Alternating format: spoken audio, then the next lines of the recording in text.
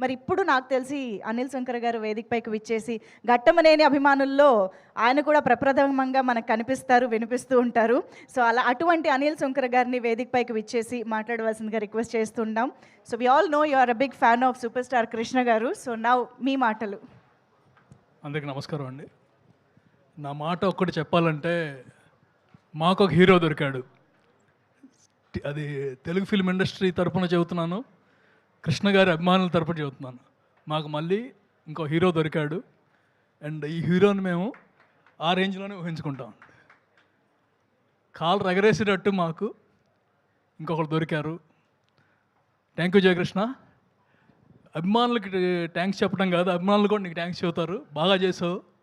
And when anyone watch చేసిన ప్రతి ఒక్కళ్ళు యునానిమస్గా చెప్పేది ఒక్కటే, అదరగొట్టేశాడు సాంగ్స్ కానీ, ఫైట్స్ కానీ, పర్ఫార్మెన్స్ కానీ. So that's more than enough for this movie.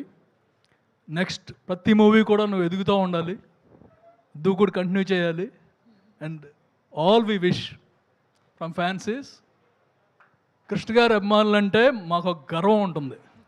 ఆ గర్వం నిలపాలి నువ్వు. That's one thing. అండ్ అందరు అభిమానులందరికీ కూడా we should be very happy.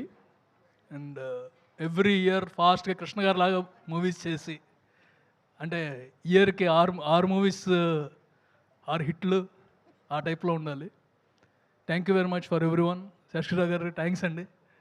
And వచ్చిన అందరికీ, భరద్వాజ్ గారు, నవీన్, రామారావు గారు, అందరికీ థ్యాంక్స్. అండ్ ఆదరించిన ప్రేక్షకులందరికీ, దత్ గారికి, కిరణ్ గారికి, అజయ్ భూపతి, అందరికీ thanks. And all the very best. అంతం కాదు ఇది ఆరంభం. Super super super. Thank you so much Anil Shankar గారు. అండ్